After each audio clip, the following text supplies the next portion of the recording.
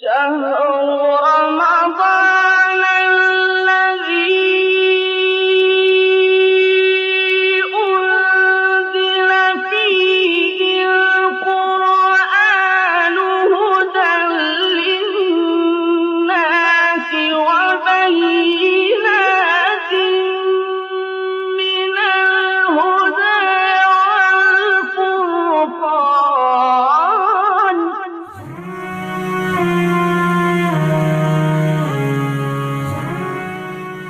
به نام خداوند بخشنده مهربان.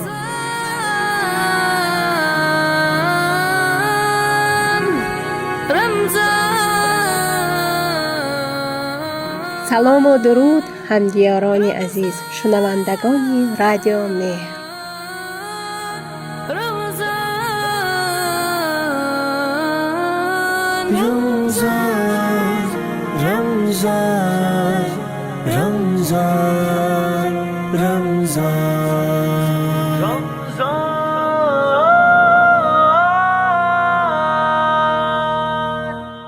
در میان بنی اسرائیل مردی عابدی زندگی میکرد که تمام عمرش به عبادت پروردگار مشغول بود.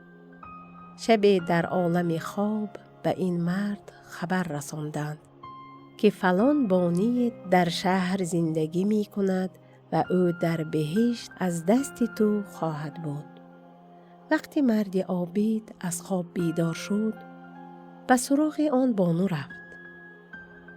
مرد آن بانو را پیدا کرد و 3 روز او را مهمان خود نمود تا ببیند او چه عمل خوبی انجام می دهد که اهل بهشت شده است. در این 3 روز او را همچون یک زنی عادی دید.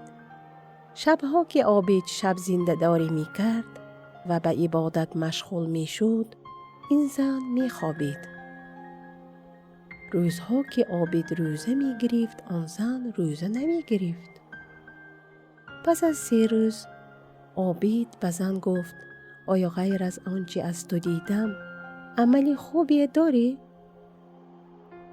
آن زن پاسخ داد: نه، عمل من مثل همه مردمان است. مرد عابد اصرار نمود که فکر کن، شاید عمل نیکی داری که فراموش کردی. به من بگوی. زن کمی فکر کرد و گفت: من فقط یک خصلت دارم که همیشه راضی به رضای خداوند هستم. اگر در سختی باشم یا در آسایش همیشه آن را میپسندم که خداوند برای من پسندیده است و برای من پیش بینی نموده است. هر چیزی از جانب خداوند میرسد به همان راضیم. وقتی عابد این سخنان را از زن شنید، دست به پیشانیش زد و گفت: سوگند به خدا، این خصلت بزرگی است که بسیاری از مردم از آن عاجزند و همین خصلت است که تو را اهل بهشت نموده است. در روایت اسلام همیشه تاکید بر آن شده است که آنچه از سختی ها که بر ما می رسد صبر داشته باشیم و بر رضای خداوند راضی باشیم. خوشبختی و عاقبت به خیری بدون سختی به دست نمی آید.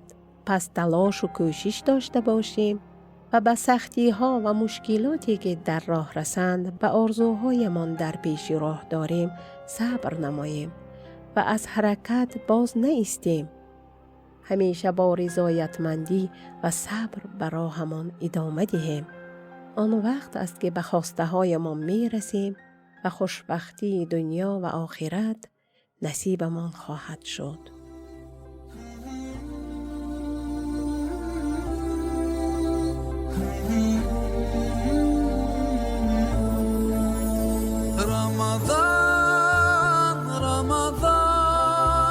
رمضان يا حبيب، رمضان ليتك دوما قريب.